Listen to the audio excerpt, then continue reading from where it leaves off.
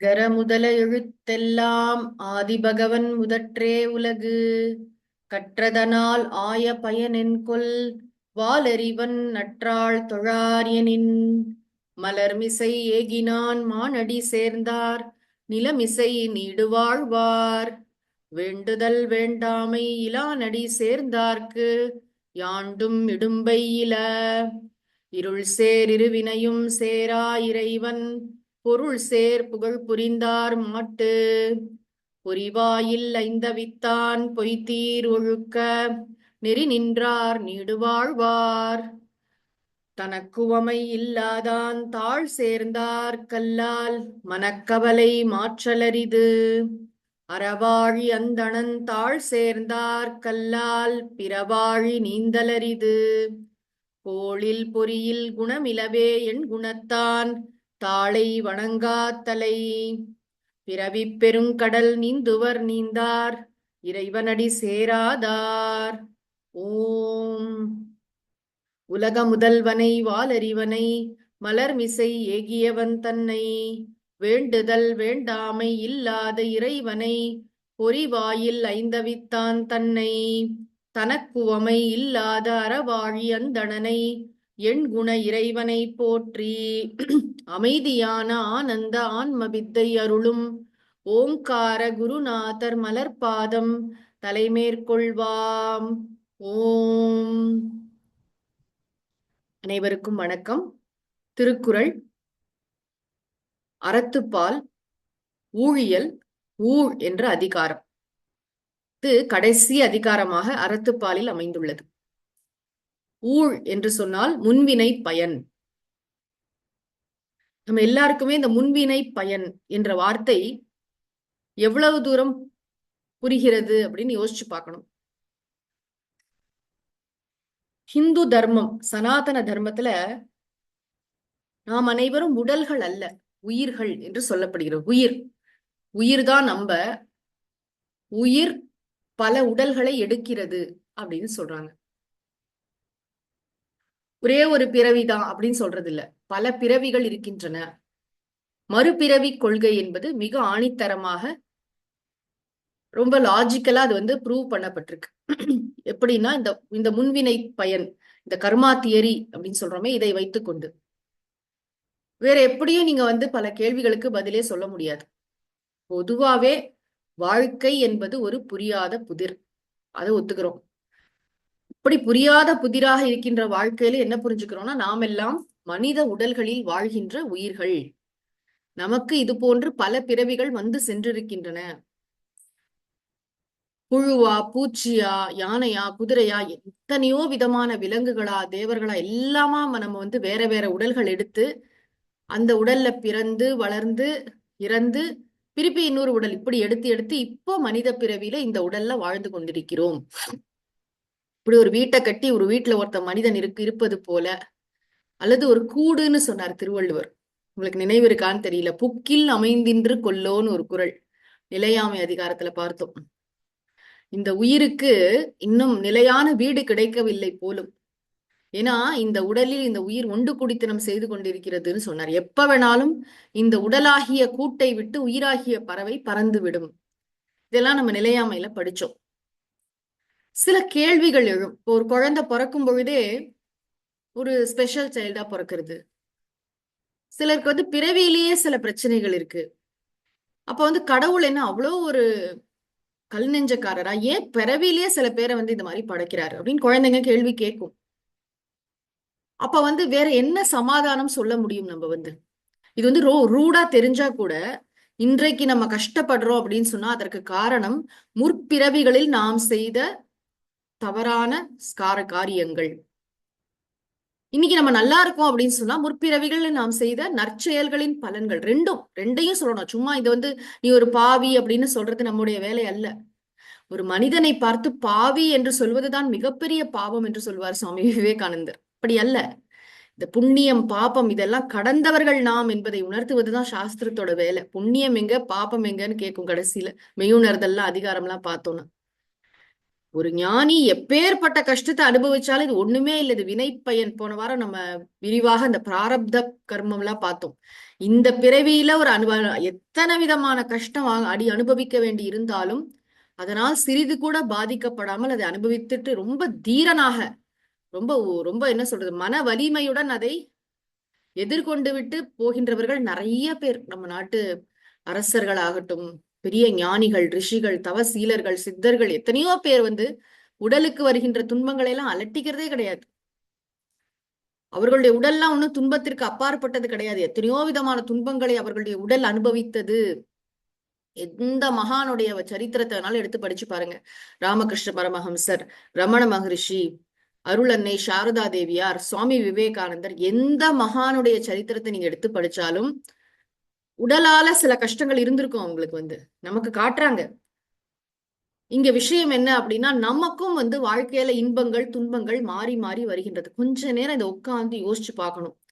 கன்னத்துல கைய வச்சுட்டு நம்ம கவலைப்படுறதுக்காக இந்த அதிகாரம் சொல்லப்படவில்லை. நான் முன்பே சொன்ன மாதிரி ஊழ் என்று ஒரு அதிகாரம் தான் இருக்கிறது. முயற்சியை பற்றி 40 குறட்பாக்கள் திருவள்ளுவர் பொருட்பாலில் அருளி செய்திருக்கிறார். முயற்சி ரொம்ப முக்கியம். ஆனா வாழ்க்கையில நம்ம நினைச்சதெல்லாம் நினைச்சபடி நடந்துடுமானா நடக்காது. நினைத்ததெல்லாம் நடந்து விட்டால் தெய்வம், அது பாட்டு வரும் இல்லையா, ஏதும் இல்லை.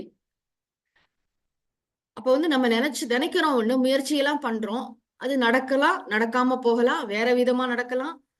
இதுக்குதான் அதிர்ஷ்டம்னு பேரு. ஏன்னா அதுல இந்த செயலுடைய பலன் மட்டும் இல்ல, முன் எப்பதோ செய்த அந்த செயலுடைய பலன்களும் சேர்ந்து அங்க வேலை பார்க்குது. அதுதான் முக்கியம். அல்ல எல்லாமே நம்ம கண்ட்ரோல்ல இருக்கு, அப்படி பெர்ஃபெக்டா நம்ம நினைச்ச பிரகாரம் பண்றோம் அப்படின்னு சொல்ல முடியாது. ஒண்ணுல சின்ன விஷயம், நாளை காலையில 10 மணிக்கு ஒரு மீட்டிங்னு வச்சுப்போமே, ஒரு மீட்டிங் நம்ம அட்டன் பண்றோம். எஸ் எல்லாம் ஓகே சொல்லியாச்சு, மீட்டிங் எல்லாம் ரெடி பண்ணிட்டோம். ஆனா கண்டிப்பா 100% அந்த மீட்டிங் நான் அட்டன் பண்ணுவேன் அப்படின்னு சொல்றதுக்கு ஏதாவது உத்தரவாதம் இருக்கா? நம்ம யாராவது ப்ராமிஸ் பண்ண முடியுமா? நாளை காலையில 10 மணிக்கு 100% நான் அந்த மீட்டிங் அட்டன் பண்ண தெரியாது. என்ன வேணாலும் நடக்கலாம். நாளை காலையில நான் எந்திரிக்காமே கூட போலாம் இல்லையா? இல்ல எனக்கு அந்த மீட்டிங்கை அட்டன் பண்ண முடியாத அளவுக்கு எனக்கு நெருக்கடியான வேற ஏதாவது சூழ்நிலை ஏற்படலாம், உடம்பு சரியில்லாம போலாம், என்ன வேணாலும் நடக்கலாம். ஆக கொஞ்சம் கூட நிச்சயமற்ற ஒரு வாழ்க்கை வாழ்ந்துட்டு இருக்கோங்கிறது நமக்கு புரியணும். ஒரு ஹம்பிளிங் எக்ஸ்பீரியன்ஸ் சொல்லுவாங்க இல்லையா, வாழ்க்கையின் நிதர்சனத்தை கொஞ்சம் புரிஞ்சுக்கிட்டோம்னு சொன்னா நம்ம முயற்சியை விடவே கூடாது. எவ்வளவு முடியுமோ முயற்சி பண்ணுவோம். ஆனா பலன் நம் கையில் இல்லை. இததான் பகவான் சொன்னார் கீதையில. பலனை பத்தி அலட்டிக்காத. நான் நினைச்ச பிரகாரம் நடக்கணும்னு அங்க போய் பிரஷர் போடாத. ஆனா முயற்சியில் முழு கவனம் செலுத்து. பலன் உன் கையில் இல்லைன்னு சொன்னார். இததான் வேற வேற கோணத்துல நம்ம இந்த ஊழ் அதிகாரத்துல முதல் 5 குறட்பாக்கள் பார்த்திருக்கோம். இதுல ஊழின் வலிமை கூறினார். அதாவது விதிங்கிறது சாதாரண விஷயம் இல்லப்பா. முன்வினை நம்மளே சம்பாதிச்ச சொத்து தான். இப்போ நம்ம நாட்டுல நிறைய பேர் தப்பு பண்றவங்க எல்லாம் பாக்குறோம்ல, அவங்க போலீஸ் கிட்ட தப்பிச்சிடுறாங்க, கோர்ட்டு கிட்ட கூட தப்பிச்சிடுறாங்க, கேமரால தப்பிச்சிடுறாங்க, கோடிக்கணக்கான ரூபா ஊழல் பண்ணி கூட தப்பிச்சிடுறாங்க. நல்லா தானே இருக்காங்க, உங்களுக்கு ஒரு கஷ்டமும் இல்லையே அப்படின்னு மனம் குமைபவர்களுக்காக சொல்கிறேன். இவங்க எல்லாரையும் ஏமாத்திடலாம். ஆனா கடவுளை ஏமாற்ற முடியாது. கடவுள் இல்லை என்று சொல்பவர்களும் ஏமாற்ற முடியாது. ஏன் அப்படின்னா அது ஒரு சூப்பர் கேமரா, அது இயற்கையின் நியதி. அது யாரும் அதை தப்பிக்க முடியாது. அவன் கடவுள் நம்பிக்கை இருப்பவனோ கடவுள் நம்பிக்கை இல்லாதவனோ அதெல்லாம் மேட்டர் கிடையாது. அதர்மம் பண்ணினா கண்டிப்பா அதற்குரிய பலனை அனுபவித்தே தீர வேண்டும். இப்படி வச்சுக்கலாம். ஒரு கடவுள் நம்பிக்கை இருக்கிற ஒருத்தன் நிறைய தப்பு தண்டா பண்ணா அவனை விட்டுருவாரா? கண்டிப்பா விட மாட்டார். ஸ்பெஷல் நரகம், ஜெயிலாம் உண்டு. ஏன்னா பக்தர்கள் சரித்திரத்தெல்லாம் படிக்கிறோம். இறைவன் வேண்டுதல் வேண்டாமை இலான் முன்னாடியே பார்த்தோம். அவருக்கு அங்க இந்த பக்தி எல்லாம் பேசாது. உண்மையான பக்தி என்னன்னா தர்மத்தை கடைபிடிக்கிறது தான் பக்தி. இயற்கையோடு இந்த சமூகத்தின் சட்டதிட்டங்களோடு இயைந்து நேர்மையாக வாழ்வதுதான் பக்தியோட உயர்ந்த விஷயம். ஆக யாராக இருந்தாலும் சரி இதற்கு பதில் சொல்லாம போக முடியாது. நம்ம சாதாரண கிராமங்கள்லாம் சொல்லுவோம், உப்பு தின்னவன் தண்ணி குடிச்சே ஆகணும் அப்படின்னு. அது மாதிரி இந்த கர்ம வினைகள் இருக்கு இல்லையா, நம்ம முற்பிறவிகளில் இன்னைக்கு நம்ம ரொம்ப நல்லவங்களா இருக்கலாம். இந்த பிறவியில நான் மனசறிஞ்சு யாருக்குமே எந்த கெடுதலும் பண்ணதே இல்லை. ஆனா நான் ஏன் இவ்வளோ கஷ்டப்படுறேன்? இந்த கேள்வி நம்ம எல்லாரும் கேட்போம்.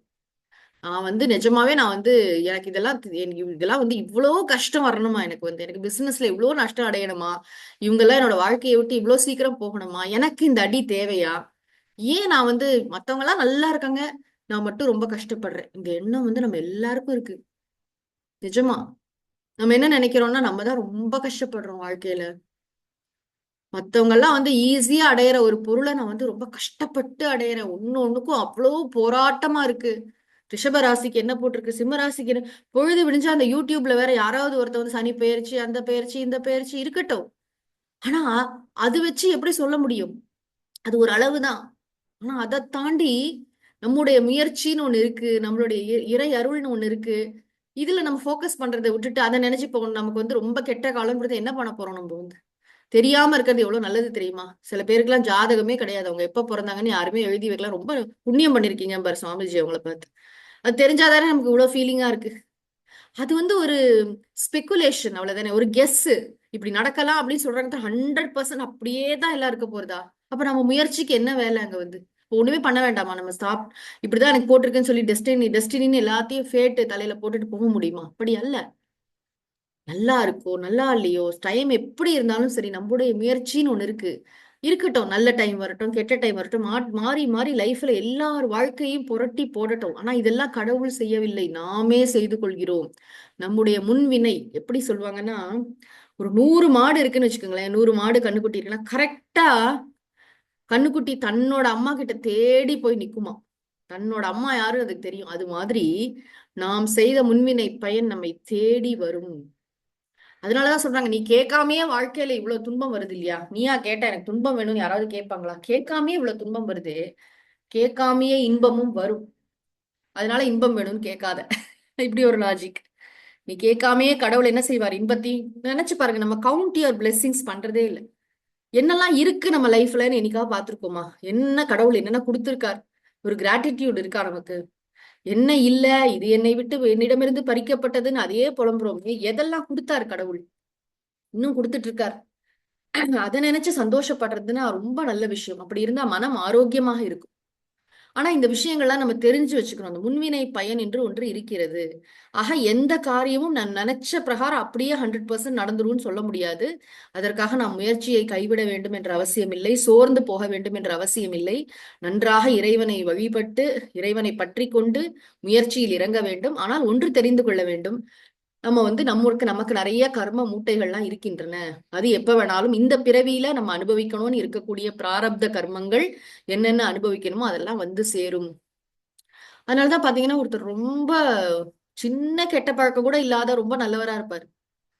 சின்னதா ஒரு விஷயம் கூட இருக்காது அவர்கிட்ட. ஒரு வெத்தலை பாக்கு கூட சாப்பிட மாட்டார். ஒரு காஃபி டீ பழக்கம் கூட இருக்காது. அவ்வளவு நல்ல ஒருத்தர் போய் கேன்சர் வரும். ஒருத்தன் குடிச்சே எல்லாம் சொத்தை அழிச்சிட்டு இருப்பான். அவன் நல்லா இருப்பான் 90 வயசு வரைக்கும். இதெல்லாம் எப்படி நீங்க ஜஸ்டிஃபை எப்படி சொல்லுவீங்க? இத்தனைக்கும் வந்து கெட்ட பழக்கம்னு சொன்னா நல்ல ஆரோக்கியமான உணவு சாப்பிட்டு நல்ல எக்ஸசைஸ் எல்லாம் பண்ணி ஆனா அதுல ஒரு பிளஸ் இருக்கு. நீங்க சில நியூரோ சயின்டிஸ்ட் எல்லாம் பேசுறத கேட்டா, நியூராலஜிஸ்ட், நியூரோ சயின்டிஸ்ட் இல்ல, நியூரோ சர்ஜன் சில பேர் பேசுறத நான் சமீபத்துல கேட்டேன். அவங்க என்ன சொல்றாங்கன்னா, யார் வந்து நல்ல ஆரோக்கியமா வாழ்க்கையை வச்சிருக்காங்களோ, நல்ல வந்து உடல் உழைப்புக்கு நேரம் கொடுத்து யோகா எக்ஸசைஸ் எல்லாம் பண்ணி நல்ல உடம்ப வச்சிருக்காங்க, கண்ணா பின்னான்னு ஆசைப்பட்டு கண்டதை சாப்பிடாம ஒரு கட்டுக்கோப்பா ஒரு ஒரு வாழ்க்கை வாழறாங்க இல்லையா? அவங்களுக்கு வந்து இதே முன்வினை பயனால ஒரு 60 வயசு 50 வயசுல ஏதோ ஒரு தீராத வியாதி வந்தா கூட நன்றாக தாக்கு பிடிக்க முடிகிறதுன்னு சொல்றாங்க. ஒண்ணு அந்த வியாதியில இருந்து அவங்க மீண்டு வந்துடுறாங்க. அப்படியே இருந்தாலும் சஃபரிங் வந்து ரொம்ப கம்மியா இருக்குன்னு சொல்றாங்க. இது வந்து டாக்டர் சொல்றது பிரத்யட்சமா. ஏன்னா இது வந்து பழகி இருக்கு இல்லையா? உடம்ப வந்து அப்படி இது பண்ணி வச்சிருக்காங்க அவங்க வந்து. இது எதுவுமே வேஸ்ட் கிடையாது. வாழ்க்கையில நம்ம முயற்சி ஒரு நாளைக்கும் வீண் போகாது. ஆமா, அப்போ எப்படி இருந்தாலும் எனக்கு ஜாதகத்திலே இருக்கு, எனக்கு இத்தனை வயசுக்கு இந்த வியாதி வரும்னு இருக்கு, அதனால நான் ஒண்ணும் செய்ய மாட்டேன். அப்படி கிடையாது. இன்னைக்கு இந்த நாள் நம்ம கையில இருக்குல்ல, இப்ப என்ன பண்ணணும்? உடலை நன்றாக வைத்திருக்க வேண்டும், மனதை நன்றாக வைத்திருக்க வேண்டும், புத்தி, நம்ம கிட்ட இருக்கிற எல்லா ஃபேக்கல்டிஸ்க்கும் நம்ம சரியான வேலை கொடுத்து ஆகாரம் கொடுத்து அதை நல்ல ஆரோக்கியமாக காக்க வேண்டியது நம்முடைய பொறுப்பு. நம்ம கிட்ட கொடுத்திருக்காரு கடவுள், மேனேஜிங் ட்ரஸ்டியா கொடுத்திருக்காரு. நம்ம ஓனர் கிடையாது. இந்த உடம்புக்கே நம்ம ஓனர் கிடையாது. நம்ம குடும்பத்திலேயே நம்ம வந்து ஒரு மேனேஜிங் ட்ரஸ்டி வேலை தான் பார்த்துட்டு இருக்கோம். பராமரிப்பு பணிதான் பண்றோம். குடும்பத்தை பராமரிக்க வேண்டிய, அந்த குழந்தைகளை வளர்க்க வேண்டிய பொறுப்பை கடவுள் கொடுத்திருக்கிறார். குழந்தை யாரோடதுன்னா கடவுளோடது. சமீபத்துல ஒரு ஒரு அம்மாவை சந்திச்சேன். ஒரு 35 40 வயசு கூட இருக்காது. அவங்க பேசிட்டே இருக்கும்போது அவங்க சொன்ன விஷயம் எனக்கு ரொம்ப அதிர்ச்சியை கொடுத்தது. அவங்க என்ன சொன்னாங்கன்னா, அவங்களுடைய மகளுக்கு 4 வயது இருக்கும் பொழுது பிளட் கேன்சர் வந்துடுது. பிளட் கேன்சர் வந்ததுன்னா அவங்க சொல்றாங்க, எனக்கு வந்து பெருசா ஆன்மீகம், குரு அந்த மாதிரி எதுவுமே தெரியாது. நான் சாதாரணமா எல்லாரும் மாதிரியும் ஆபீஸ் போயிட்டு வந்துட்டு குழந்தைக்காக பணம் சம்பாதிக்கணும் அப்படி இருந்த லேடி தான். ஆனா அந்த மொமெண்ட் பிளட் கேன்சர் அப்படின்னு சொன்ன உடனே என்னுடைய வாழ்க்கையை பற்றின இது வந்து மாறிடுச்சு. என்ன பண்ணிட்டு இருக்கேன் நானு அப்படின்னு நினைச்சேன். அப்புறம் இந்த குழந்தை வந்து என்னுடையது இல்லை, இது கடவுளோட குழந்தை. கடவுள் கொடுத்த குழந்தை எப்ப வேணாலும் கடவுள் எடுத்துப்பார். அந்த அளவுக்கு நான் யோசிக்க ஆரம்பிச்சிட்டேன். அந்த குழந்தை வந்து கீமோதெரப்பிக்கு எல்லாம் போக வேண்டியிருந்தது. நிறைய அந்த பிரிக்கிங், எல்லா வலி அத்தனை இதையும் கூட இருந்து அந்த குழந்தை என்ன பாவம் முன் ஜென்மத்துல பண்ணித்தோ தெரியாது, இப்ப அனுபவிக்கிறது. ஆனா அது கூட அந்த கஷ்டத்தை பாக்குற கஷ்டம் அம்மா அப்பாக்கு எப்படிப்பட்டது அதை அனுபவிச்சோம். ஆனா இன்னைக்கு நல்லா இருக்காங்க. ஒண்ணுமே அந்த லேசா ட்ரேசஸ் கூட இல்ல. 10 11 வயசு ஆயிடுத்து, நல்லா இருக்கும்னு சொன்னாங்க. இதுக்கு சொல்றேன், இந்த மாதிரி வாழ்க்கையில வந்து எதிர்பாராம எத்தனை எத்தனை விஷயங்கள் நம்ம ஒவ்வொருத்தர் வாழ்க்கையும் புரட்டி போடுது. இதுக்கெல்லாம் என்ன விட என்ன என்ன காரணம் சொல்றதுன்னா, அறிவாளி புரிஞ்சுப்பாங்க. இது ஏதோ முன்வினை பயன் அப்படின்னு புரிஞ்சுட்டு இப்ப என்ன செய்யணுமோ அது அப்ராப்ரியேட்டா இப்ப என்ன பண்ணணுங்கிறது பார்த்து செய்வாங்க. இந்த புரிதல் இல்லாதவன் தான் பயங்கரமா கேள்வியெல்லாம் கேட்டு இருக்கின்ற இப்ப இருக்கிற வாழ்க்கையும் நரகமாக மாற்றி சுத்தி இருக்கிறவங்க எல்லாரையும் சித்திரவதை செய்து டார்ச்சர் பண்ணுவான். நீங்க பாத்தீங்கன்னா எவன்ட்டு யாராவது இது மாதிரி வாழ்க்கையை பற்றின ஒரு புரிதல் இல்லாத இந்த எதுக்காக தெரிஞ்சுக்கிறோம்னா, முன்வினை என்று ஒன்று இருக்கிறது. அது யாருக்கு வேணாலும் எப்ப வேணாலும் எந்த பலனை வேண்டுமானாலும் கொண்டு வந்து தரும். ஒண்ணுமே இருக்காது. சும்மா நம்ம பக்கத்து வீட்டுல ஒருத்தர் இருப்பான், திடீர்னு பாத்தீங்கன்னா அவனுக்கு நேஷனல் அவார்டு வரும். ஏதோ பண்ணிருப்பான். நமக்கே ஆச்சரியம், என்ன பண்ணா இவருக்கு நேஷனல் அவார்டு வந்திருக்கு அப்படின்னு பார்ப்போம் நம்ம. சிலதெல்லாம் வந்து நமக்கு வந்து எக்ஸ்பிளைனே பண்ண முடியாது. தான் மாயான்னு ஒரு வார்த்தை சௌரியமா வச்சிருக்காங்க சாஸ்திரத்துல. எதை வந்து விளக்கி கூற முடியாதோ அதற்கு தான் மாயைனே பேரு. ஆக இந்த படைப்பு மிக விசித்திரமானது. அதுக்காக கடவுள் வந்து சும்மா தாயக்கட்டையெல்லாம் விளையாடலாம். முன்னாடியே சொன்னேன், அவரவர்கள் செய்த வினைப்பயன்களை மட்டுமே கடவுள் அருள்கிறார். அதையும் நம்ம மறக்க கூடாது. இப்ப 6வது குறள் படிக்கலாம். பரியினும் ஆகாவாம் பாலல்ல உய்த்து சொரியினும் போகாதம. பரியினும் ஆகாவாம் பாலல்ல உய்த்து சொரியினும் போகாதம. பால் அல்ல, பால்ங்கிற வார்த்தைக்கு ஊழுன்னு அர்த்தம். ஏன்னா அது பால்.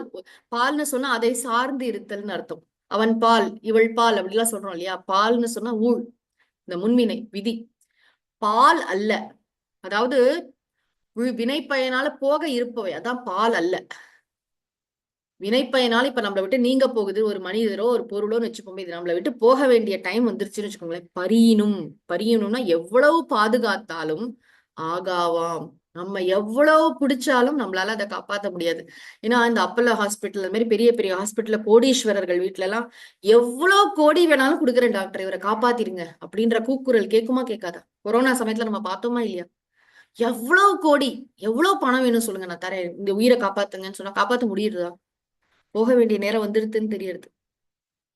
அதே மாதிரி தம, தமனா தம்முடையவைகளை, தமனா தங்கிட்ட ஆல்ரெடி இருக்கிற விஷயங்கள், உய்த்துனா நீக்கி, உய்த்துன்னு சொன்னா நீக்கி, சொரியினும் விட முயன்றாலும், இது என்னை விட்டு போகட்டும் எனக்கு இனிமே வேண்டாம் அப்படி சொல்லிட்டு விட முயன்றாலும் போகா நீங்காது. என்ன ஆச்சரியம் பாருங்க. ஒரு பொருள் என்னை விட்டு போகுதேன்னு பயந்து அதை நான் தக்க வச்சுக்க எவ்வளவு முயற்சி பண்ணாலும் போக வேண்டிய நேரம் வந்துருச்சுன்னா அது போயிடுது. ஒரு பொருளை விட முயற்சி பண்றேன், ஆனா அது என்னை விட்டு போக மாட்டேங்குது. என்னால அது அது என்னால அது வந்து என்னை விட்டு நீங்குவதில்லை. நீக்கி விட முயன்றாலும் நீங்காது. நம்ம பார்க்கலாம். நான் நிறைய இதை லைஃப்ல நான் ஃபர்ஸ்ட் ஹேண்டாவே எக்ஸ்பீரியன்ஸ் பண்ணிருக்கேன். ஒரு சில மனிதர்கள் வந்து ரொம்ப நம்ம கிட்ட ரொம்ப டிமாண்டிங்கா இருக்காங்க, ரொம்ப நம்மள வந்து இதுவா ட்ரீட் பண்றாங்க அப்படின்னு சொல்லிட்டு கஷ்டப்படுவோம். ஆனா கடவுளா பார்த்து வேற ஒரு ஆபீஸ்ல வேற ஒரு சூழ்நிலை நம்மள வாழ வைப்பற, அப்பாடா அவங்கள்ட்ட தப்பிச்சிட்டோம் நினைச்சா அதே மாதிரி ஒரு கேரக்டர் வந்து அங்கேயும் இருக்கும், பக்கத்து வீட்டுல இருக்கும், எங்கேயோ இருக்கும். அப்ப நம்ம என்ன புரிஞ்சுக்கலாம்னா, இது நம்மளோட டிசைன், நம்ம வாழ்க்கையில இருக்கிற டிசைன். ஆளுதான் மாறுமே தவிர அந்த சூழ்நிலை அப்படியே இருக்கும். இது மாதிரி எல்லாம் நம்ம அனுபவிக்கணும்னு இருக்கு, அனுபவிக்கிறோம், அவ்வளவுதான். அதுக்கு மேல அதை இது பண்ணக்கூடாது. சிலதெல்லாம் விட முயன்றால் ஒரு அருமையான ஒரு சம்பவம் நினைவுக்கு வருது. ஒரு சுவாமி சொன்னாரு, கடவுள் நிஜமாவே வந்து நம்மளை பாத்துக்கிறாரா இல்லையா அப்படின்னு தெரிஞ்சுக்கிறதுக்காக ஒரு மேல எக்ஸ்பெரிமெண்ட் எல்லாம் பண்ணுவாங்க. சாதுக்களுக்கு எல்லாம் இது ஒரு பழக்கம். ஒரு மலை மேல போய் உட்காந்துட்டாராம். மலை மேல போய் உட்காந்து, இன்னைக்கு நான் மலை மேல, மலைதும் சரியான ஒரு காட்டுக்குள்ள இருக்கிற மலை, யாருமே அங்க வரமாட்டாங்க. இவர் காலையில ஏறி அங்க போய் உட்காந்து, இங்க வந்து நான் உட்காந்துருக்கேன், உண்மையிலேயே கடவுளுக்கு என் மேல கருணை இருந்தா வந்து எனக்கு சாப்பாடு கொடுக்கட்டும் அப்படின்னு. நிச்சயமாவே மத்தியானத்துக்கு மேல ஒருத்தன் கையில சாப்பாடோட ஏறி வந்தான். அவங்க சாதாரணமா இந்த சாமி இருக்காருன்னு தெரிஞ்சு வரல, அவங்க சாதாரணமா சாப்பாடு எடுத்துட்டு கோயிலுக்கு வந்திருக்காங்க. எக்ஸ்ட்ரா சாப்பாடு வச்சிருக்காங்க, அந்த சுவாமி சாப்பிட்டே ஆகணும்னு பிடிவாதம் பிடிக்கிறாங்க. இதுக்கு என்ன சொல்வீங்க?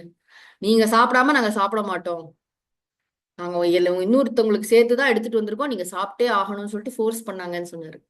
நம்ம விட முயன்றாலும் நம்மை விட்டு போகாது. நல்லது கெட்டது எல்லாத்தையும் எடுத்துக்கலாம். அதே மாதிரி சில விஷயங்களை தக்க வைத்துக் கொள்ளணும் நம்ம எவ்வளவு முயற்சி பண்ணாலும் அது நீங்க வேண்டிய நேரம் வந்தால் நீங்கி விடும். இதெல்லாம் சிம்பிள் ஃபேக்ட்ஸ் ஆஃப் லைஃப், புரிஞ்சுக்கணும், அவ்வளவுதான். அடுத்த குறள். வகுத்தான் வகுத்த வகையல்லால் கோடி தொகுத்தார்க்கும் துய்த்தல் அரிது. வகுத்தான் வகுத்த வகையல்லால் கோடி தொகுத்தார்க்கும் துய்த்தல் அரிது. கோடி தொகுத்தார்க்கும், கோடி தொகுத்தார்க்கும்னா என்ன? எண்ணற்ற புலனின்ப பொருட்களை தொகுத்தார்க்கும், முயற்சியால் பெற்றவர்களுக்கு. முயற்சி பண்ணி சேர்த்து வச்சிருக்கான்ப்பா, சொத்துனா சொத்து, அப்படி ஒரு சொத்து சேர்த்து வச்சிருக்கான். அவன் நினைச்சானா எது வேணாலும் அவனால அவனோட டேபிளுக்கு வர முடியும். டேபிளுக்கு தான் வர முடியுமே தவிர, வகுத்தான், வகுத்தான்னா யார்? இறைவன். ஊழ்வினை பயன்களை உயிர்கள் நுகருமாறு செய்பவன்னு சுவாமிஜி அர்த்தம் கொடுத்திருக்காங்க. எவ்வளவு அழகு பாருங்க. வகுத்தான்னா என்ன? ஊழ்வினை பயன்களை உயிர்கள் நுகருமாறு வகுத்து கொடுப்பவன். வகுத்த வகையல்லால், அவர் வழங்கும் போது அல்லாமல் துய்த்தல் அரிது, நுகர முடியாது. அதாவது ஒரு முக்கியமான சூக்ஷ்மமான விஷயம் சொல்லுவாங்க. அதாவது நம்ம நினைச்சுக்கிறோம், ஒரு தப்பான ஒரு கனெக்ஷன் போட்டு வச்சுக்கோங்களேன், பணம் இருந்தா சந்தோஷமா இருக்கலாம். யாரு சொன்னானே தெரியல. நம்ம எல்லாருமே இந்த ஒரு ஈக்குவேஷன், தப்பான ஒரு ஈக்குவேஷன் போட்டு வச்சிருக்கோம். பணம் இருந்தால் மகிழ்ச்சின்னு. பணம் இருந்தால் வசதிகள்லாம் இருக்கும். ஆனா பணத்துக்கும் மகிழ்ச்சிக்கும் சம்பந்தம் கிடையாது. பணத்தை வச்சு பொருட்களை வாங்கலாம், இதெல்லாம் நமக்கு அந்த இதெல்லாம் சொல்லுவோம். மெத்தைய வாங்கலாம், தூக்கத்தை வாங்க முடியாது. பணத்தை வச்சு உணவுப் பொருள்லாம் வாங்கலாம், ஆரோக்கியத்தை வாங்க முடியாது. இப்போ ஒரு பணக்காரன் இருக்கான்னு, அவன்கிட்ட கோடிக்கணக்கான ரூபாய் பணம் இருக்கு, அவன் டைனிங் டேபிள் முடிச்சுக்க என்ன சாப்பாடு வேணாலும் சாப்பிடலாம்னா, ஆனா சாப்பிடக்கூடாதுன்னு டாக்டர் நிக்கிறாரு எங்க பக்கத்துல. சாப்பிட்டான்னா உடனே ஆஸ்பத்திரிக்கு போகணும். நடக்குதா இல்லையா? ஆக என்ன சூக்ஷ்மம்னா, இவன் இதெல்லாம் சம்பாதிச்சிருக்கான். புலனின்ப பொருட்கள்லாம் இவன் சம்பாதிச்சிருக்கான். என்ஜாய் பண்றதுக்குள்ள எல்லா பொருட்களும் இவனிடத்தில் இருக்கின்றன. ஆனா இவன் என்ஜாய் பண்றதுங்கிறது யார் கையில இருக்கு? அவர் டிசைட் பண்ணும். யாரு? கர்ம பலன்களை கொடுக்கிறாரு இல்லையா, கர்ம பல தாத்தா, காளின்னு சொல்றோம், ஏதோ ஒரு கடவுள். அந்த கடவுள் டிசைட் பண்ணாரு எப்ப நம்ம அதை அனுபவிக்கிறோம். அதாவது அவர் ரிலீஸ் பண்ணாம நம்ம அதை தொட முடியாது. வகுத்தான் வகுத்த வகையெல்லாம் கோடி தொகுத்தார்க்கும் துய்த்தல். துய்த்தல்னா அனுபவிக்கிறது. அனுபவிக்கிறதுக்கு அதனாலதான் சொல்லுவாங்க, பொருள் இருந்தாலும் அனுபவிப்பதற்கு புண்ணியம் வேண்டும். அந்த புண்ணியத்தை எப்போ அவர் ரிலீஸ் பண்றாருன்னு தெரியாது. புண்ணியம் இருக்கா நம்ம அக்கௌண்ட்ல இருந்தா தானே ரிலீஸ் பண்ணுவார். புண்ணியம் பாவம்ங்கிறது எஃப்டி மாதிரி போட்டு வச்சிருக்கோம். அது முன்னாடி புண்ணியம் இருந்ததுன்னா அவர், புண்ணியம் இல்லைன்னா எப்படி அனுபவிக்கிறது? அதே நமக்கு புண்ணியம் இருந்ததுன்னா பணம் இல்லாட்டி கூட நம்ம அனுபவிப்போம். இது இன்னொரு ஆச்சரியம். பாத்தீங்கன்னா ரொம்ப நமக்கெல்லாம் இதுக்கெல்லாம் வாய்ப்பே இல்லைன்னு நினைப்போம். அது மாதிரி பாத்தீங்கன்னா ஒரு ரொம்ப பெரிய பெரிய விஐபியோட நம்மளும் டிராவல் பண்ற மாதிரி ஆகும். எங்கேயோ ஒரு இதுல இப்ப சுவாமிஜி கூட எல்லாம் கூட போகும்போது, சில கோவில்கள்ல எங்கேயாவது போகும்போது, இதெல்லாம் வாய்ப்பே இல்லை, அவர் கூட போனதுனால அப்படி ஒரு தரிசனம் கிடைக்கும். இது மாதிரி நம்ம வாழ்க்கையில எதை வேணாலும் நம்ம இது பண்ணி பார்க்கலாம். புண்ணியம் இருந்தா போதும். பணம் இருந்தாதான் அதை அனுபவிக்க முடியுங்கிறது கிடையாது. புண்ணியம் இருந்தா பணம் இல்லாவிட்டாலும் அனுபவிக்க முடியும். புண்ணியம் இல்லை என்றால் பணம், புலனின்ப பொருட்கள் இருந்தாலும் அனுபவிக்க முடியாது. ஆக நம்ம ஒரு விஷயத்தை அனுபவிக்கணும்னு சொன்னா கூட அதற்கு புண்ணியம் வேண்டும். புண்ணியம்னா என்ன? முன்னாடி ஏதாவது நல்வினை பயன் செஞ்சு அதோட பயன் ஃப்ரக்டிஃபை ஆகணும். ரொம்ப ரொம்ப நினைச்சு நினைச்சா மைண்ட் பிளாக்கிங்கா இருக்கும். கடவுள் மேல கோவம்லாம் வரும். கோவம் வரக்கூடாது. அவர் ரொம்ப ரொம்ப ஃபேரா இருக்கார் கடவுள். நாம் செய்த வினைப்பயன்களின் இதை மட்டும்தான் அவர் கொடுக்கிறாரே தவிர அவர் வேற எதுவும் பண்றது இல்லை. அனுகிரகம் செய்து கொண்டிருக்கிறார் என்று புரிந்து கொள்ள வேண்டும். அடுத்தது 378வது குறள். இதெல்லாம் பெருசா விஷயம் இல்லை, நம்ம தெரிஞ்சுக்கிறோம். அதாவது புண்ணிய பாபங்களுடைய பலன்களை தான் நம்ம வாழ்க்கையில அனுபவிக்கிறோங்கிறத வேற வேற கோணத்துல திருவள்ளுவர் பிரசன்ட் பண்ணியிருக்காரு. துறப்பார்மன் துப்புரவு இல்லார் உரற்பால ஊட்டா கழியும் எனின். துறப்பார்மன் துப்புரவு இல்லார் உரற்பால ஊட்டா கழியும் எனின். உரற்பால, உரற்பாலன்னா என்ன? ஊழால் தனக்கு வரும் துன்பங்கள் ஊட்டா கழியும் எனின். ஊட்டானா வராமல் போய்விடுமானால், கழியும் எனின் ஊழால வர துன்பங்களே இல்லை அப்படின்னு ஒரு ஸ்டேட்டஸ், ஒரு ஒரு நிலையை சொல்றார். ஒருத்தனுக்கு இந்த இதனால வரக்கூடிய துன்பங்கள் இல்லாத ஒரு நிலை இருக்குன்னு வச்சுக்கலாம். அப்போ உரற்பால ஊட்டா கழியும் எனின், ஊழால் தனக்கு வரும் துன்பங்கள் வராது போகுமாயின் துப்புரவு இல்லார். துப்புரவு இல்லார்னா என்ன? இன்பங்களையே அனுபவிக்க முடியல. ஏன்னா வறுமையினால இவன் வந்து வாழ்க்கையில எந்த இன்பங்களையும் அனுபவிக்காம ஒருத்தன் இருக்கான். அவனுக்கு வந்து இனிமே அவனுக்கு வந்து ஊழ்னால துன்பம் வரப்போறது இல்ல அப்படின்ற சூழ்நிலை வந்தா கூட துறப்பார்மன் இவன் ஏன் இன்னும் துறவு வாழ்க்கையை மேற்கொள்ளாம இருக்கான்? ஒரு பர்சனை பத்தி பேசுறாரு. அவன் எதுல இருக்கான்? வறுமையில இருக்கான். ஓகே, அவன்கிட்ட வந்து பணம் இல்லாம உலக இன்பங்கள் எதையும் பெருசா அனுபவிச்சது இல்ல. அவனுக்கு என்ன நிலைமைனா, அவனுக்கு இனிமே ஊழால வரக்கூடிய துன்பங்கள் இல்லை அப்படிங்கிற நிலை வந்த பிறகும் கூட அவன் துறவறம் ஏற்கலாம் இல்லையா? ஏன் துறவறம் ஏற்காம இருக்கான் அப்படின்னு கேக்குறேன். ஏன் துறவறம் ஏற்காம இருக்கான் அப்படின்னா, துறவரம் ஏற்பதற்கு கூட என்ன வேணும்னா புண்ணியம் வேணும். அதுக்குன்னு ஒரு பலன் வேணும் இல்லையா? வந்து வாழ்க்கை நிலையற்றது தானே என்று உணர்ந்து துறவை மேற்கொள்ள முயலாததற்கு காரணமும் ஊழ் அப்படின்னு எழுதுறாரு சாமிஜி. இவன் ஏன் துறவை மேற்கொள்ளல அப்படின்னா, அதுக்கும் ஊழ் தான் காரணம். துறவியா போறது கூட ஊழினால் ஏற்பட்ட முன்வினையில அந்த மாதிரி இருக்கும். சில பேர் ஜாதகத்திலே அப்படி இருக்கும்னு சொல்லுவாங்க. வந்து ஜாதகத்துல வேற மாதிரி இருந்து அப்படி துறவி ஆனவங்களாம் கூட நான் பார்த்திருக்கேன். வந்து அதுக்கும் இதுக்கும் சம்பந்தம் இல்லாத இருக்கலாம் கூட இருக்கு. வந்து ஆக என்னன்னா அங்க வந்து ஏதோ ஒரு நமக்கு புரியாத புண்ணிய பாப்ப கணக்குகள் வேலை செய்கின்றன. இந்த குறள்ல என்ன சொல்றாருன்னா, ஊழால தனக்கு வர துன்பங்கள் வராது போகுமாயின் கூட அந்த மாதிரி நேரத்துல வறுமையினால இன்பங்களை நுகராதவர், அதாவது இவனுக்கு வந்து வாழ்க்கையில எந்த சந்தோஷத்தையும் அனுபவிச்சது இல்ல. எல்லாருக்கும் என்ன தெரியுமா, எவ்வளவு கஷ்டம் வந்தாலும் வாழ்க்கையில என்னமோ நல்லது வரப்போகுது, நல்லது வரப்போகுது, நல்லது வரப்போகுதுன்னு ஒரு எதிர்பார்ப்பு இருக்கு பாத்தீங்களா? அதான் மகா மாயை. உனக்கு இனிமே வாழ்க்கையில உன்னோட கர்மாலாம் தீந்து போச்சுப்பா அப்படின்னு சொன்னா கூட இவன் போய் வந்து துறவி ஆக மாட்டேங்கிறான். துறவியானா பேரின்பத்தை உணரலாம் இல்லையா? ஞானத்தை அடைஞ்சு அது தோண மாட்டேங்குதான். இந்த உலக இன்பத்துல அவனுக்கு நாட்டம் இருக்குன்னு புரிஞ்சுக்கிறோம். இதுக்கு ஒரு அருமையான கதை சொல்லுவாங்க. என்னன்னா, ஒரு ரெண்டு நண்பர்கள் இருந்தாங்க ஒரு ஊர்ல. ரெண்டு கழுதைகள் நண்பர்கள்னா, கழுதை நண்பர்கள். ஒரு கழுதைய என்ன பண்ணிட்டான், ஒருத்தன் சர்க்கஸ்காரன் புடிச்சிட்டு போயிட்டான். புடிச்சிட்டு போய் அடிச்சு துவைச்சு அதை பயங்கரமா வந்து ட்ரில்லு வாங்கி அதை ஒரு வழி பண்ணிட்டான். அதுவும் பாவம் வேற வழி இல்லாம அவன் போடுற இத்தினூண்டு சாப்பாட்டுக்காக அவ்வளோ அங்க வந்து கஷ்டப்பட்டுட்டு இருக்கு. அப்ப இந்த இன்னொரு ஃப்ரெண்டு கழுதை வந்து அதை காணுமேன்னு தேடிட்டு இருக்கு. ஐயோ எங்க போச்சு தெரியல, சர்க்கஸ்ல மாட்டிச்சு. ஒரு நாளைக்கு அந்த சர்க்கஸ்ல மாட்டிட்ட கழுதை வந்து வெளியில எப்படியோ தப்பிச்சு வந்து இந்த ஃப்ரெண்டு கழுதையை பார்த்து பேசுது. இது நீ பாவம், நீ எவ்வளவு கஷ்டப்பட்டுட்ட, எப்படி இனிமே வந்து இனிமையாவது போகாத, அவன்கிட்ட எப்படியாவது தப்பிச்சிரு, இனிமே போகாத அப்படின்னு இந்த ஃப்ரெண்டு சொல்லுது. அதுக்கு அந்த சர்க்கஸ்ல மாட்டின சாரி கழுதை சொல்லுதான், இல்ல இல்ல நான் திரும்ப சர்க்கஸ்க்கு போய் தான் ஆகணும். ஏன் அப்படி? இல்ல அந்த சர்க்கஸோட ஓனர் இருக்கான் இல்லையா, அவனுக்கு ஒரு அழகான பொண்ணு இருக்கா.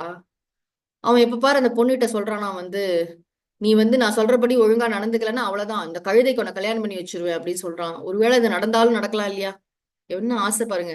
இதுவோ கழுதை என்ன, இந்த ஓனர் வந்து ஒரு பொண்ணு இவருக்கு கல்யாணம் பண்ணி கொடுக்க போறாருன்னு அந்த கழுதைக்கு ஒரு ஆசை இருக்கு இல்லையா? அது மாதிரி வாழ்க்கையில பணக்காரனோ ஏழையோ யாரோ இந்த உலகத்துல நமக்கு ஒரு பசை இருக்குல்ல, ஒரு பிடிப்பு இருக்குல்ல, நமக்கு இனிமே இன்பம் வருமோ துன்பம், இன்னும் உண்மையா அவனுக்கு துன்பமே வராது, கர்மாலாம் கழிஞ்சுதுப்பா அப்படின்னு சொன்னா கூட இவனுக்கு துறவி ஆகணும்னு தோணலையேங்கிறார் திருவள்ளுவர் இந்த குறள்ல. நல்லா புரிஞ்சுக்கணும்.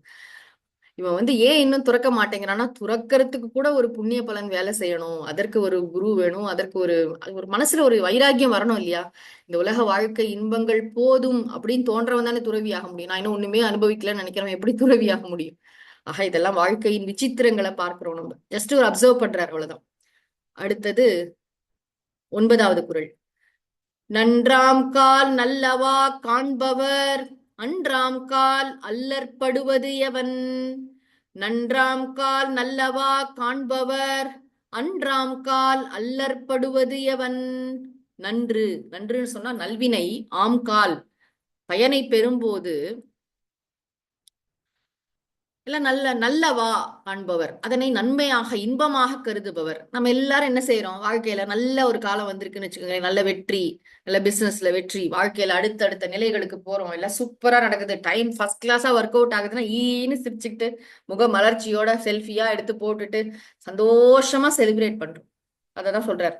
நன்றாம் கால் நல்லவா காண்பவர், நல்வினை பயனை பெறும்போது அதை இன்பமாக கருதி நுகர்பவர், அன்றாம் கால் தீவினை பயனை பெறும்பொழுது அல்லற்படுவது எவன், அதை துன்பமாக கருதி வெறுத்து நுகர மறுப்பது ஏன். இன்பம் வந்தா மட்டும் வாங்கிக்கிற, துன்பம் கொடுத்தா மட்டும் ஓடுற, வேண்டாங்கிற, அப்ப அதையும் அக்செப்ட் பண்ணும்ல. வாழ்க்கையில வர இன்பங்களை ரிசீவ் பண்றதுக்கு ரெடியா நிக்கிற, துன்பம் வந்தா ஓடுற. தேவர்களும் அசுரர்களும் பார்க்கடலை கடைஞ்ச போது அமுதம் வந்தா எல்லா பயலும் வரான், விஷம் வந்தா ஓடியே போயிடுறான், கடைசியில் அந்த மகாதேவர்கிட்ட கொண்டு சிவபெருமான்கிட்ட கொண்டு கொடுக்குறான். இது என்ன நியாயம்? இன்பத்தை நீ எவ்வளவு சந்தோஷமா அக்செப்ட் பண்ணிக்கிற, துன்பத்தையும் அப்படியே அக்செப்ட் பண்ணேப்பா. ஆஹ் துன்பத்தை வெறுத்து ஒதுக்குகிறோம். we are not ready to accept the fact of life. வாழ்க்கை என்பது இருமை நிறைந்தது. இது அடிப்படை விஷயம். நீங்க முன்னாடி கொஞ்சம் திரும்பி போய் பாத்தீங்கன்னா நீத்தார் பெருமையில 3வது குறள் சொன்னார் திருவள்ளுவர். இருமை வகை தெரிந்து ஈண்டு அறம் பூண்டார் பெருமை பிறங்கிற்று உலகு. துறவி மட்டும் இல்ல, நம்ம எல்லாருக்குமே இந்த இருமை வாழ்க்கையின் துவந்துவம் புரிய வேண்டும். வாழ்க்கைன்னு இருந்தா வெற்றி தோல்வி, குளிர் வெப்பம், மானம் அவமானம், இன்பம் துன்பம் எல்லாம் கலந்ததுதான் வாழ்க்கை. ஒரு நாணயத்தின் இரு பக்கங்கள் போல இது பிரிக்க முடியாத ஒரு வாழ்க்கையோட அம்சம். இத புரிஞ்சுக்காம நல்லது வந்தா மாத்திரம் 2 கை நீட்டி வாங்கிக்கிறியே, தீவினை பயன் வந்தா ஏன் இப்படி துடிக்கிற, ஓடுற, விலகி ஓடுற, சூசைட்லாம் ஏன் பண்ணிக்கிறோம்? ஏன் ஒரு ஒரு பிரச்சனையை எதிர்கொள்ளறதுக்கு இது இல்லாம இருக்கும்? யாரோ ஒரு விளையாட்டு வீரர் ரொம்ப அழகா சொல்லியிருந்தார். அவருக்கு எய்ட்ஸ் ஏதோ வந்தது. அப்ப அவர் சொன்னாராம், நான் எனக்கு சாம்பியன்ஷிப் எல்லாம் கிடைச்சப்போ ஒய் மீன் நான் கேட்கல, இப்பயும் நான் கேட்க மாட்டேன் அந்த கேள்வியை. கடவுள் ஒய் மீ, என்னையே சோதிக்கிற, எனக்கு ஏன் இந்த கஷ்டத்தை கொடுத்தேன்னு கேட்கிறோம் பாத்தீங்களா? கோவில்ல போய் என்ன கேள்வி கேட்கிறோம்? ஏதாவது எனக்கு ஏன் இந்த கஷ்டத்தை கொடுத்த அப்படின்னு, எனக்கு ஏன் இந்த நல்லதை கொடுத்தேன்னு என்னைக்கா போய் கேட்டிருக்கோமா? எனக்கு எனக்கு ஏன் கொடுத்த, நான் whether I deserve it or not, எனக்கு நிஜமாவே இதுக்கெல்லாம் தகுதி இருக்கான்னு தெரியல, எனக்கு எப்படி இதை கொடுத்த அப்படின்னு என்னைக்கா கேட்டிருக்கோமா? உழைச்சு நான் அடைஞ்சிருக்கேன் அப்படின்ற ஒரு பெருமிதம் இருக்கட்டும். அதே மாதிரிதான் கஷ்ட காலமும் முற்காலத்துல நம்ம ஏதோ செஞ்ச ஒரு தகராறு தான் இப்ப இது மாதிரி விடிஞ்சிருக்கு. அதையும் ஒரு முணுமுணுப்பு இல்லாமல், சலசலப்பு இல்லாமல், ஒரு தைரியமாகவும், வாழ்க்கையில என்ன கஷ்டம் வந்தாலும் எதிர்கொள்றவன் தான் தீரன்.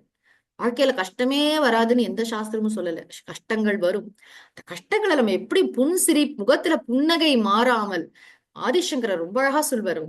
திதிக்ஷா பொறுமை என்றால் என்னன்னா சிந்தா விலாப ரஹிதம்னு சொல்வார். சிந்தான்னு சொன்னா கவலை, விலாப்பம்னா புலம்பல். புலம்பாமல் கவலைப்படாமல் வாழ்க்கையின் அனுபவங்களை அப்படியே ஏற்றுக்கொள்ளுதல்.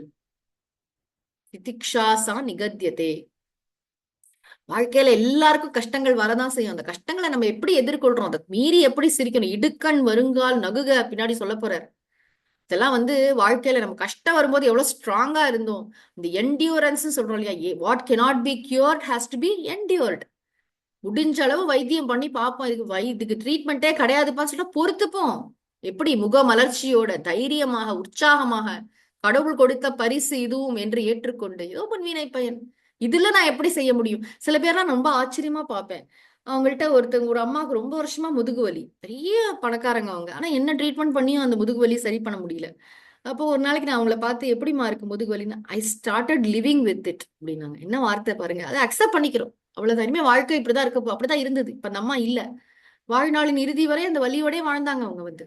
இப்படி எத்தனை பேர் இருக்காங்க ஆக இதெல்லாம் நமக்கு யோசிக்கிறதுக்காக திருவள்ளுவர் சொல்றாரு. இந்த 7, 8, 9 குறட்பாக்களின் வாயிலாக இன்ப துன்ப நுகர்வுக்கு காரணமான ஊழின் வலிமை உணர்த்தப்பட்டது. இப்ப கடைசி குறள் சொல்றாரு, ஊழின் பெருவலி யாவுள மற்றொன்று சூழினும் தான் முந்துரும்.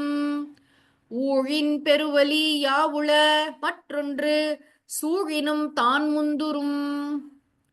மற்றொன்று சூழினும், மற்றொன்றுன்னா என்ன? நேர்மானான வேறொன்றை சிந்தித்து பார்த்து முயன்றாலும், ஏதோ புதுசா உன்னை கண்டுபிடிச்சு நம்ம ட்ரை பண்ணாலும், தான் முந்துரும். தான் முந்துரும்னா என்ன?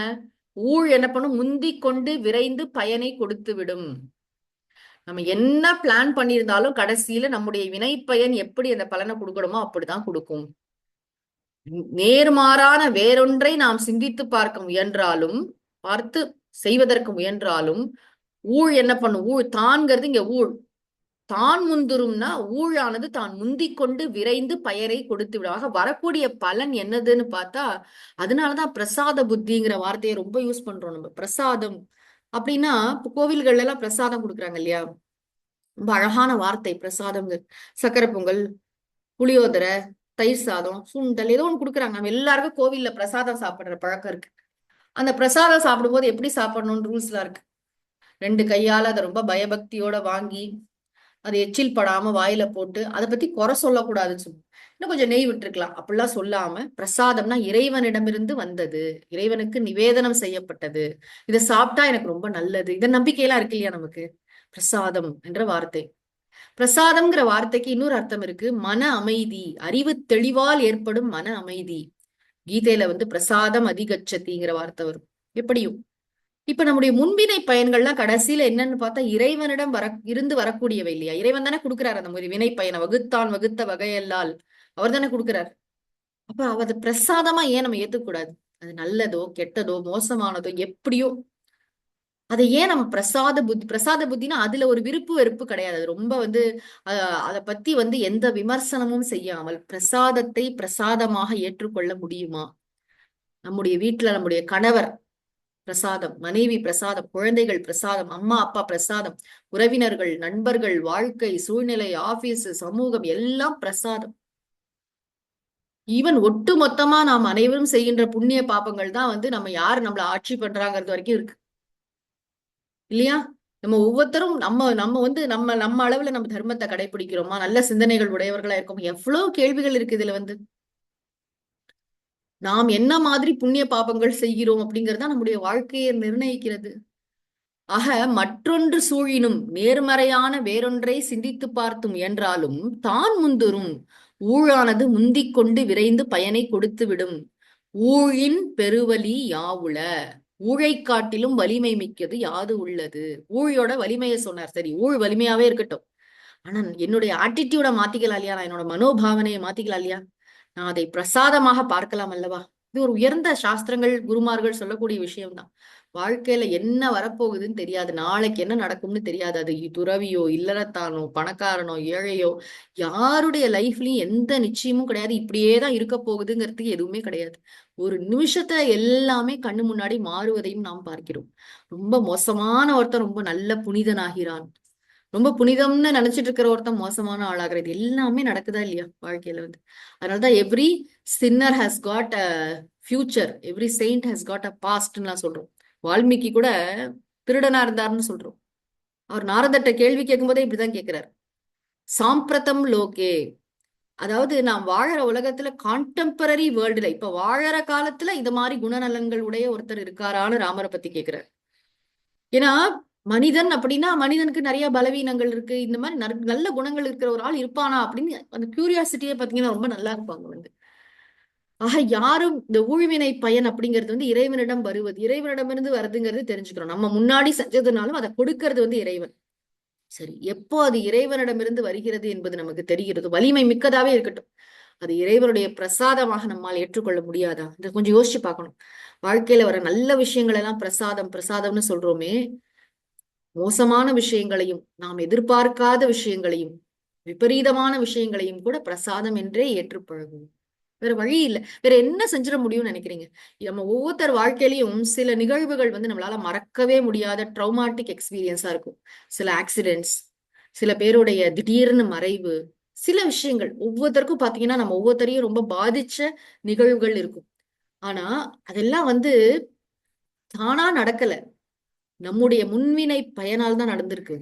ஏதோ ஒரு அதனாலதான் ரொம்ப இன்டெலிஜென்ட் ஞானிகளா என்ன பண்ணுவாங்கன்னா, ஏதாவது கஷ்டம் வந்ததுன்னா பாபம் கழிகிறதுன்னு நினைச்சு சந்தோஷப்படுவாங்க. ஆமா, பாவம் எக்ஸாஸ்ட் ஆகுது, கழிஞ்சது பாருங்க, தீர்ந்தது, பாபம் தீர்கிறது, பாபம் தீர்கிறதும்பாங்க. கஷ்டம் வந்து அப்படி ஒரு ஆட்டிடியூட். நம்மளோட ஆட்டிடியூட தான் மாத்திக்க முடியுமே தவிர நம்மளால இந்த கர்ம வினையை மாத்த முடியாது. கர்ம வினை நம்ம எங்க இருந்தாலும் நம்மளை தேடி வந்து அது நல்லதோ கெட்டதோ நம்மை அடைந்தே தீரும். அதற்குரிய நம்ம என்னென்ன செஞ்சோமோ யதா கர்ம ததா பலம். இவன் மகாபாரதத்துல கூட சொல்ல, எந்தெந்த அவயவத்தால உடல் உறுப்பால யார் யாருக்கு என்னென்ன கெடுதல் பண்ணோமோ அதே அவயவத்தால நமக்கு திரும்பி வருமோ கர்ம வினைகள். இன்னும் புராணங்கள்லாம் படிச்சு பார்த்தா பயங்கரமா இருக்கும். ஒரு குறிப்பிட்ட வியாதிக்கும் கூட சொல்லியிருக்கு, இந்த இவன் வந்து இந்த இவங்களுக்கு இந்த கெடுதல் பண்ணினா அதனால இந்த நோய் வந்திருக்கு அப்படின்னு வரைக்கும் சொல்லுவாங்க. அது அப்படியே நம்ம எடுத்துக்கணும்னு அவசியம் இல்லை. ஆனா நம்மளோட ஆட்டிடியூட் எப்படி இருக்கலாம்? இறைவன் கொடுத்த பிரசாதம், அவரிடமிருந்து வந்தது, அவ்வளவுதான். அது நல்லதோ கெட்டதோ எப்படி இருந்தாலும் வாழ்க்கையில அதை நான் அனுபவித்து தீர்க்கிறேன். எப்படி அழுதுட்டேனா இல்ல, சந்தோஷமா முகமலர்ச்சியுடன் நல்ல ஒரு தைரியமா உற்சாகமாக. அப்போ ஒரு விஷயம் தெளிவாகிறது, இப்ப எனக்கு ஒரு கஷ்டம் வந்திருக்குன்னா முன்னாடி நான் ஏதோ தப்பு பண்ணதுனால தான் கஷ்டம் வந்தது. இன்று இந்த வாழ்க்கை என் கையில இருக்கு இல்லையா? எல்லாமே சொல்லிட்டாரு திருவள்ளுவர், நீ எவ்வளவு முயற்சி பண்ணாலும் நடக்கும். அதை தாண்டி நான் இப்ப முயற்சி பண்ணினேன்னா பின்னாடி நல்லா இருப்பேங்கிற விஷயமும் இதுல ஹிடன் தானே. என்னுடைய முயற்சி வீண் போகாது தானே. கடவுளுக்கு என்னுடைய உண்மையான மனசு தெரியும் தானே. எத்தனை வருஷம் நான் எவ்வளவு கஷ்டத்தை எத்தனை பிறவியில் அனுபவிக்கணும் அனுபவிச்சுட்டு போட்டேன். ஆனா அதை தாண்டி நான் இப்போ ஒரு நல்ல காரியம் பண்ணேன்னா அதோடைய பலனும் வரத்தானே செய்யும் எனக்கு. இப்ப மோட்டிவேஷன் எங்க இருக்கணும்னு கேட்டா, நான் நல்ல நல்ல நற்செயல்களை செய்ய வேண்டும், புண்ணிய காரியங்களை செய்ய வேண்டும், எல்லோருக்கும் நன்மையை நினைக்க வேண்டும். ஒவ்வொரு நாளும் எப்ப பாரு சும்மா நம்ம குடும்பத்துக்கே பிரார்த்தனை பண்ணிக்கிறதெல்லாம் விட்டுட்டு எல்லாரும் குவலயம் முழுவதும் வாழ்க, எல்லாரும் நான் இன்புற்றிருக்க நினைப்பதுவே அல்லாமல் வேறொன்று அறியேன் பராபரமே. காலம்பரம் எழுந்தீங்கன்னு வச்சுக்கோங்களேன், நம்ம ஃபேமிலி இவங்களுக்கு மாத்திரம் ப்ரே பண்றதோடு நிக்க கூடாது. மனசு பறந்து விரிய வேண்டும். உலகத்துல எத்தனையோ பேர் இன்னைக்கு ஹாஸ்பிட்டல் இருக்காங்க, எத்தனையோ ஆக்சிடென்ட்ல மாட்டிருக்காங்க, எத்தனையோ பேர் இறந்து போயிருக்காங்க, எவ்வளவோ விதமான கஷ்டம் துயரம் வாழ்க்கையில இருக்கு இல்லையா, நோய். அவங்க எல்லாருக்கும் அமைதி கிடைக்கட்டும் நம்ம மனசார நினைக்கணும். அவங்களுக்கு இறைவா அவங்களுக்கு அருள் புரி. எல்லா உயிர்களும், மனிதர்கள் மட்டும் இல்ல, உலகத்துல இருக்கிற எல்லா உயிர்களும் இன்புற்று வாழட்டும், யாரும் கஷ்டப்பட வேண்டாம். இந்த மாதிரி நினைச்சு பாக்குறதே ரொம்ப நல்ல விஷயம். நம்ம கஷ்டமே மறந்து போயிடும் இந்த மாதிரி நம்ம பண்ணிட்டே இருந்தா. நம்ம ரொம்ப எல்லாத்தையும் மேக்னிஃபை பண்ணுவோம். மனிதர்களுடைய பெரிய தோஷமே என்னன்னு கேட்டா, ஒரு சின்ன விஷயத்த கூட, ஒரு நகை சுத்திக்கே ஆஸ்பத்திரியை 2 பண்ற ஆள்லாம் இருக்கு. பெரிய டெர்மினல் கேன்சரை கூட சாதாரணமா கடந்து போற ஆளும் இருக்கு. நம்ம எப்படி அதுக்கு ரியாக்ட் பண்றோங்கிறது இருக்கு இல்லையா. ஆக வாழ்க்கையை நாம் நன்றாக தெளிவாக பார்ப்பதற்குத்தான் இந்த ஊழ் அதிகாரம் இந்த மாதிரி ஒரு விஷயம் இருக்கு, முன்வினை என்று ஒன்று இருக்கிறது. அது பிரகாரம் தான் நமக்கு வாழ்க்கையில வரக்கூடிய சூழ்நிலைகள் இதெல்லாம் இருக்குங்கிற அந்த அந்த மேட்ரிக்ஸ புரிஞ்சுக்கணும். அவ்வளவுதான். இப்படிதான் இருக்கு, செட்டப் இப்படிதான் இருக்கு. ஆனா நம்ம ரெஸ்பான்ஸ் நம்ம கையில இருக்கு இல்லையா, அது மாத்த முடியாது. ஆனா நான் எப்படி அதுக்கு ரெஸ்பாண்ட் பண்றேங்கிறத மாத்த முடியுமே. அங்க ஃப்ரீவில் வச்சிருக்காரே கடவுள், அதை நன்றாக பயன்படுத்துவோம். அனைத்தையும் இறைவனுடைய பிரசாதமாக பார்க்க பழகுவோம். விதியை மதியால் வெல்வதுங்கிறது அதுதான். என்ன வேணா போட்டோம், நம்ம முன்னாடி செஞ்சதுக்கு தான் ஏதோ ஒண்ணு அனுபவிக்கிறோம். இதெல்லாம் இதுவும் கடந்து போகும், இதுவும் கடந்து போகும் இல்லையா. நிலையற்ற வாழ்க்கையில எதுதான் நிலையா இருக்க போறது? இந்த வாழ்க்கை நிலையற்றது, உண்மையற்றது, உண்மை இல்லாதது, வெறும் தோற்றம், அப்படிதான் சொல்றாங்க ஞானிகள்லாம். ஆக இந்த வாழ்க்கைக்கு ரொம்ப முக்கியத்துவம் கொடுத்து நம்ம அலட்டிக்க வேண்டாம். தர்மமாக எல்லாவற்றையும் செய்வோம், எல்லா காரியங்களையும் முறைப்படி செய்வோம், தர்மத்தை நன்றாக கடைபிடிப்போம், எல்லோரிடத்திலும் அன்பாக இருப்போம். நம்மளால எவ்வளவு நல்லது பண்ண முடியுமோ ஒல்லும் வகையான், இதே திருவள்ளுவர் தான் சொன்னார், மனம் வாக்கு செயல் எல்லாவற்றிலும் நல்ல செயல்களை செய்வோம், இறைவன் என்ன பலன் கொடுக்கணுமோ அதை கொடுப்பார் என்று சொல்லி இந்த ஊழியலை இந்த அளவிலே நிறைவு செய்கிறோம். அறிவிலே தெளிவு, நெஞ்சிலே உறுதி, அகத்திலே அன்பினோர் வெள்ளம், பொறிகளின் மீது தனி அரசாணை, பொழுதெல்லாம் நினது பேரருளின் நெறியிலே நாட்டம், கர்மயோகத்தில் நிலைத்திடல் என்றிவை அருளாய், குறிகுணம் ஏதும் இல்லதாய் அனைத்தாய் புலவிடு தனிப்பரம் பொருளே, எண்ணிய முடிதல் வேண்டும், நல்லவே எண்ணல் வேண்டும், திண்ணிய நெஞ்சம் வேண்டும், தெளிந்த நல் அறிவு வேண்டும், பண்ணிய பாவமெல்லாம் பரிதிமுன் பணியே போல, நன்னிய நின்முன் இங்கு நசித்திடல் வேண்டுமன்னாய், ஓதற்கு எளிதாய் உணர்தற்கு அரிதாகி, வேதப் பொருளாய் மிக விளங்கி, தீதற்றோர் உள்ளுதொறும் உள்ளுதொறும் உள்ளம் உருக்குமே, வள்ளுவர் வாய்மொழி மாண்பு மூர்த்தியெல்லாம் வாழி, எங்கள் மோன குருவாழி, அருள் வார்த்தை என்றும் வாழி, அன்பர் வாழி பராபரமே. ஓம் சாந்தி சாந்தி சாந்திஹி. ஹரிஹி ஓம். திருவள்ளுவர் திருமலரடிகள் போற்றி போற்றி. सद्गुरुनाथ महाराज की जय।